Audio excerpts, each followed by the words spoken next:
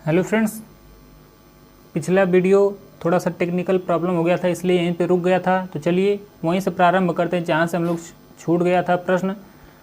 चलिए ये प्रश्न आप लोग सम्मुख प्रस्तुत है, बताइए इस प्रश्न का सही जवाब क्या होगा। प्रश्न है, द्रौपदी नामक प्रबंध काव्य के रचयिता कौन है? बताइए आप लोग। नरेंद्र शर्मा जी हैं, या फिर शंभूनाथ सिंह जी हैं, या फिर प्रभाकर माचवे हैं, या फिर धर्मवीर भारती हैं? बताइए इस प्रश्न का सही जवाब क्या होगा। इसका सही जवाब हो जाएगा Narendra Sharma. Option A is the right answer. कौन हो जाएंगे? Option A Narendra Sharma is the right answer. हम लोग नरेंद्र शर्मा के बारे में नहीं ज़्यादा देखे हैं, तो आइए नरेंद्र शर्मा के बारे में थोड़ा सा इनकी रचनाओं का विकृतियों को हम लोग देख लेते हैं। तो इनकी एक रचना है प्रभात फेरी। कौन है इनके काव्य संग्रह कौन कौन से हैं, या फिर कह सकते हैं इनके काव्य ही कौन है? तो एक तो प्रभात फेरी है। कौन सा है? प्रभात फेरी। इनका अगला काव्य है पलाश वन। बहुत इम्पॉर्टेंट है, इसको स्टार लगा लीजिएगा। पलाश वन इनका एक तो हो गया। अगला है इनका अग्निशस्य। कौन सा है? अग्निशस्य। नेक्स्ट नंबर पे कौन सा इनका काव्य है? एक तो है रक्तचंदन। कौन है? रक्तचंदन। यहाँ पे त है रक्तचंदन। और इनका अगला काव्य है मिट्टी और फूल। कौन सा है? मिट्टी और फूल। ये भी इम्पोर्टेंट है। कौन सा है? मिट्टी और फूल। इनका लास्ट काव्य है प्रवासी के गीत। कौन सा है? प्रवासी के गीत। प्रवासी के गीत याद रखिएगा, बहुत मोस्ट इम्पॉर्टेंट एक काव्य हैं सारे इनके। स्टार लगा लीजिएगा प्रश्न पे। वैसे भी द्रौपदी महिला का नाम है, तो वैसे भी ज़्यादा प्रश्न पूछने की प्रबल संभावना है। चलिए अगले प्रश्नों की ओर बढ़ चलते हैं हम लोग। अगला प्रश्न है, सुमित्रा नंदन पंत की निम्नलिखित में से किस रचना पर महर्षि अरविंद का प्रभाव देखने को मिलता है? मन के स्वप्न पे, या फिर ताज पे, या फिर स्वर्ण किरण पे, या फिर नारी पे? बताइए कौन सी रचना है, किस पे अरविंद दर्शन का प्रभाव देखने को मिलता है और किन की? तो आप लोग जानते हैं सुमित्रा नंदन पंत पे की बातें की गई है यहाँ पे। तो इसका सही जवाब हो जाएगा Swarn Kiran. Option C is the right answer. क्या हो जाएगा? स्वर्ण किरण पर अरविंद दर्शन को देखने को मिलता है। तो याद रखिएगा, इस प्रश्न का सही जवाब ऑप्शन सी हो जाएगा। अगला प्रश्न है, मिलान करना है, सूची 1 को सूची 2 में मिलान करना है, किन की कौन सी रचना है? तो बताइए किन की कौन रचना है, मिलान कीजिए आप लोग।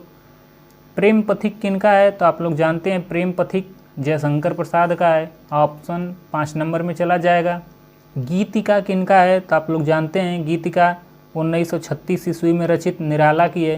किनकी है गीतिका? 1936 में रचित किनकी है? सूर्यकांत त्रिपाठी निराला की है। बाकी प्रेम पथिक कब है? तो यह 1914 ईस्वी में रचित है। कब है? 1914 ईस्वी में रचित इनकी है। सांध्य गीत किनकी है? तो आप लोग जानते हैं सांध्य गीत किनकी है?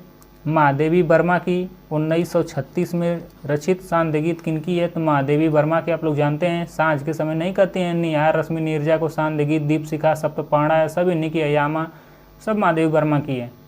बाकी बच गए गुंजन। तो आप लोग समझ गए होंगे किनका है, गुंजन का पंत जी। कब यह रचित है? तो यह 1932 में रचित है। किनके द्वारा? तो सुमित्रा नंदन पंत के द्वारा। तो आप लोग समझ ही गए होंगे कि इस प्रश्न का सही जवाब क्या हो जाएगा। बच गए गुप्त जी, तो इनकी रचना आप लोग जानते हैं पंचवटी, भारत भारती सब इनकी हैं। चलिए एक रचना यहाँ पे लिख देते हैं, पंचवटी ही लिख देते हैं। पंचवटी किनकी हैं? तो मैथिली शरण गुप्त की हैं। कब रचित है? तो 1925 ईस्वी में रचित है, याद रखिएगा। तो पहले का 5 नंबर किस में है? तो पहले वाले में ही है और किसी में नहीं है। तो option A is the right answer. ऐसे करके एग्जाम हॉल में प्रश्न का उत्तर देकर हम लोग 2-4 सेकंड बचा लेते हैं।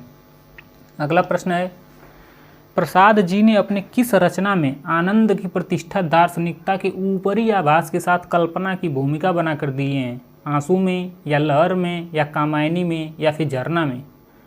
तो आप लोग समझ ही गए होंगे आनंद 15वां सर्ग है। तो अब समझ गए होंगे किस में 15 सर्ग हैं? तो कामायनी में 15 सर्ग हैं, याद रखिएगा। अगला प्रश्न है, यहाँ पे आनंद लिखा है ना, तो आप लोग समझ गए होंगे देखकर प्रश्न।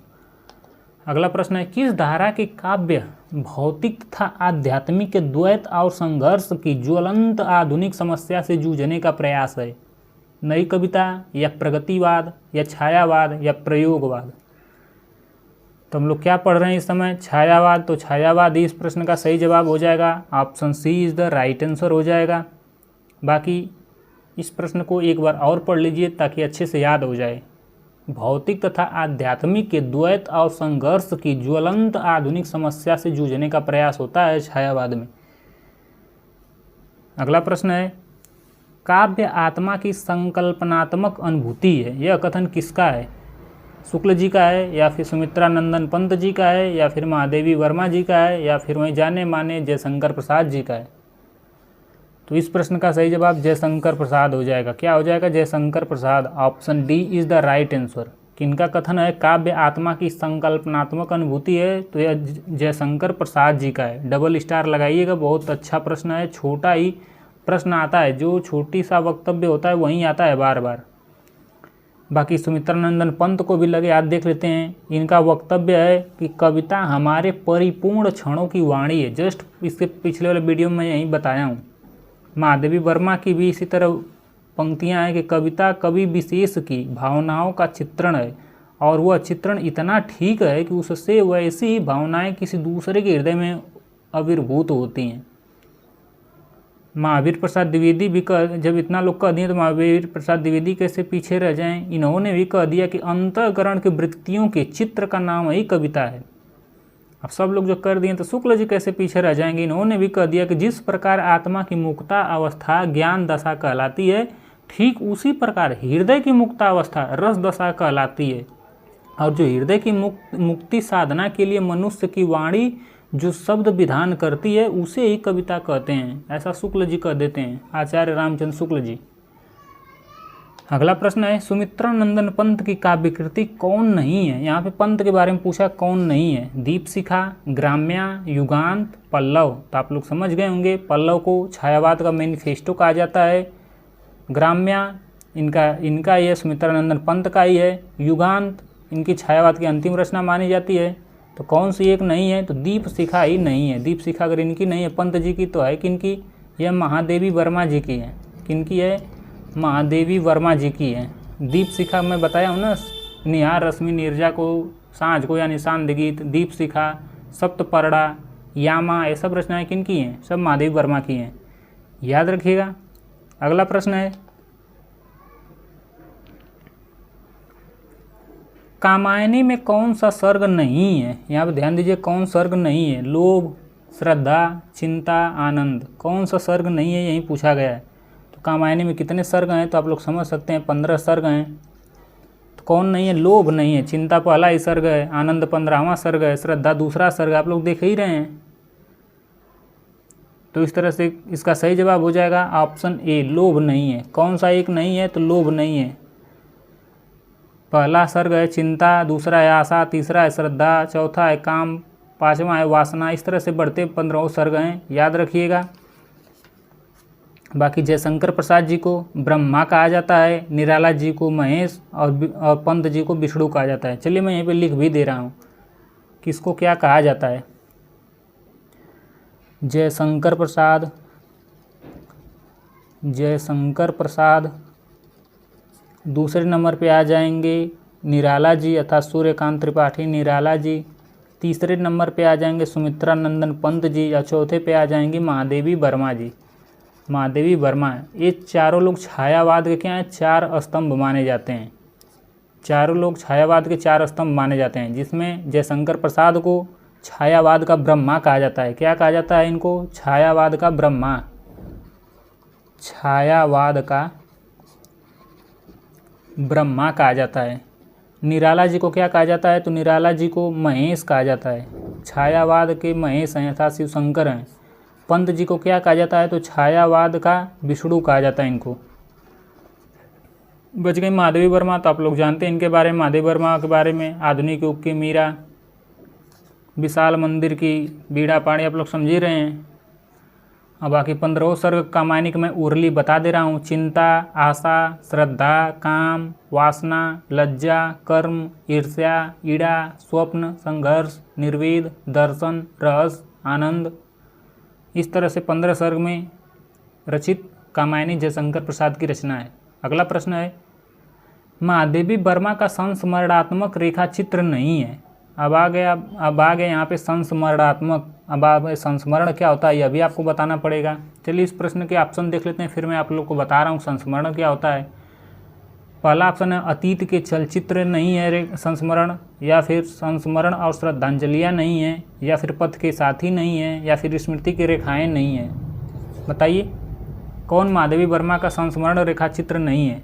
बाकी रह गई बात संस्मरण की, तो लेखक अपनी यादों व अनुभवों के सहारे काव्य जो लिखता है उसको संस्मरण रेखा चित्र कहा जाता है। तो कौन सा एक नहीं है, संस्मरण और श्रद्धांजलियाँ यहीं एक नहीं है। कौन नहीं है यहाँ पर नहीं दिया तो यहीं नहीं है। बाकी स्मृति की रेखाएं, अतीत के चलचित्र और पथ के साथी ये किनकी हैं, महादेवी वर्मा की हैं। याद रखिएगा, अच्छा प्रश्न है। अगला प्रश्न है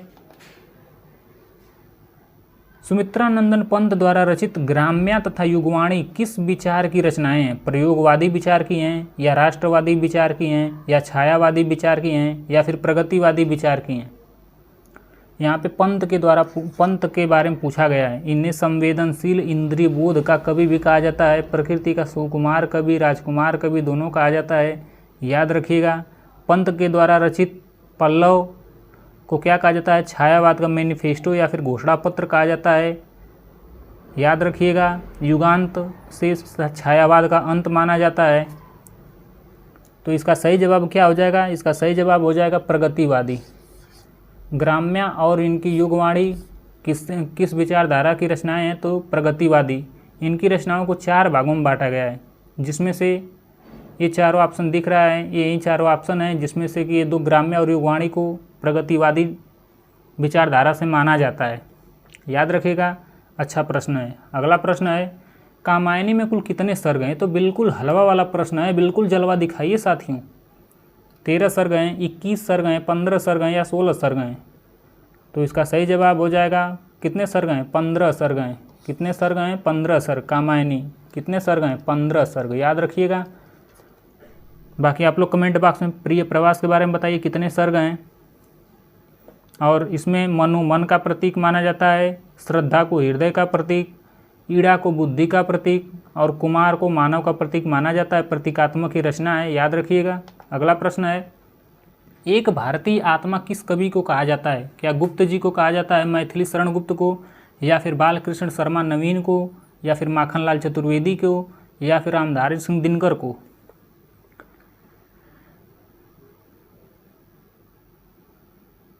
तो इसका सही जवाब हो जाएगा माखनलाल चतुर्वेदी को। Option C is the right answer. Makhanlal Chaturvedi को क्या कहा जाता है, एक भारतीय आत्मा नाम से पुकारा जाता है। बाकी माखनलाल चतुर्वेदी पुष्प की अभिलाषा लिखने पर इनको क्या कहा गया, एक भारतीय आत्मा कहा गया है। याद रखिएगा। इनके द्वारा संपादित कुछ पत्रिकाएं भी हैं। क्या हैं, पत्रिकाएं कुछ संपादित इन्होंने की हैं, बहुत मोस्ट इंपॉर्टेंट है, इसलिए मैं इसको लिखवा रहा हूँ। कौन कौन सी पत्रिकाएं हैं आइए हम लोग यहीं पे देख लेते हैं। इनकी एक पत्रिका है प्रभा, किस नाम से है, प्रभा नाम से है। दूसरी पत्रिका इनकी एक करमवीर, कौन सी है, करमवीर। तीसरी इनकी एक पत्रिका है प्रताप नाम से, बहुत इंपॉर्टेंट है प्रताप वाला। कर्मवीर, प्रभा और प्रताप, ये 3 क्या इनकी पत्रिकाओं का इन्होंने संपादन किया। कहाँ से किया था आइए हम लोग देख लेते हैं। प्रभा नामक पत्रिका इन्होंने पूना से प्रकाशित की है। कहाँ से, पूना से। और करमवीर नामक पत्रिका जबलपुर एमपी से। कहाँ से किए, जबलपुर से, जबलपुर एमपी से इन्होंने इसका प्रकाशन किए। और बच गई प्रताप, तो प्रताप को कानपुर से किए। कहाँ से, कानपुर से। याद रखिएगा। ये सारी पत्रिकाओं का संपादन माखनलाल चतुर्वेदी ने किए हैं। बाकी रामधारी सिंह दिनकर को तो आप लोग जानते हैं, समय सूर्य धैर्य का कवि, डिप्टी राष्ट्र कवि, ये सब दिनकर जी को कहा जाता है। और बालकृष्ण शर्मा नवीन राष्ट्रीय सांस्कृतिक काव्य धारा के कवि हैं। बच गए मैथिली शरण गुप्त, तो इनको राष्ट्र कवि कहा जाता है। भारत भारती 1912 में लिखे थे, उसी पे महात्मा गांधी ने इनको राष्ट्र कवि कहा था। याद रखिएगा। अगला प्रश्न है वियोगी होगा पहला कवि, आ से उपजा होगा गान। इसके रचनाकार कौन हैं। क्या राम नरेश त्रिपाठी जी हैं, या फिर हरिवंश राय बच्चन जी हैं, या फिर महादेवी वर्मा जी हैं, या फिर सुमित्रा नंदन पंत जी हैं। तो आप लोग जानते हैं इसका सही जवाब क्या हो जाएगा, Sumitra Nandan Pant. Option D is the right answer. कौन हो जाएंगे, Sumitra Nandan Pant is the right answer. बाकी राम नरेश त्रिपाठी की एक पंक्ति है कि पराधीन रहकर अपना सुख शोक न कर सकता है। ये रामनरेश त्रिपाठी कहते हैं कि पराधीन रहकर अपना सुख शोक न कह सकता है।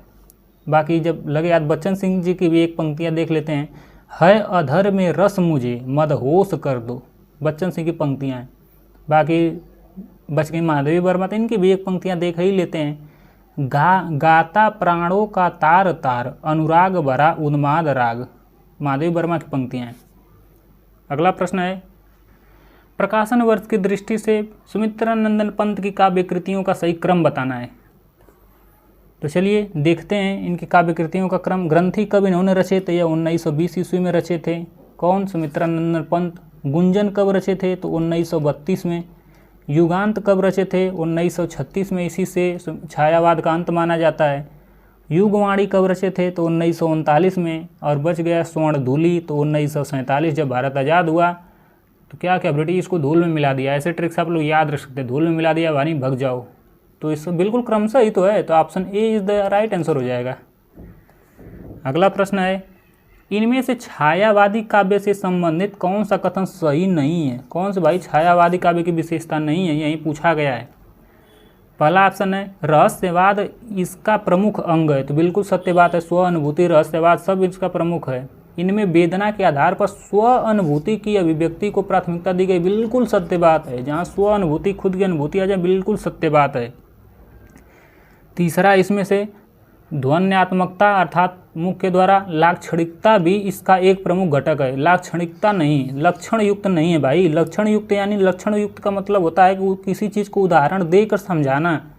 इसका क्या प्रमुख घटक है? नहीं, बिल्कुल गलत बात है, यह गलत बात है। इसमें रीतिकालीन और द्विवेदीकालीन कविताओं से भिन्न प्रकार के भावों को नए ढंग से अभिव्यक्ति मिली है, बिल्कुल सत्य बात है। इसका ऑप्शन सी गलत हो जाएगा। लक्षण यानी कि उदाहरण देकर नहीं इसमें लोग बताते हैं, सीधे रचना ही रच डालते हैं, याद रखिएगा। अगला प्रश्न है, तो साथियों आज के लिए बस इतना ही। कैसा लग रहा है हमारा प्रैक्टिस सेशन? अगर आप लोग को अच्छा लग रहा हो, हेल्पफुल लग रहा हो, तो लाइक शेयर एंड सब्सक्राइब करना ना भूलिएगा दोस्तों। इसे ज़्यादा से ज़्यादा शेयर करिए वीडियो को, ताकि आपके भाई बंधु मित्रगण ज़्यादा लाभान्वित हो सकें, हमारा परिवार भी बड़ा बन सके। तो आज के लिए बस इतना ही, यहीं पर मैं विराम लेता हूँ साथियों, धन्यवाद।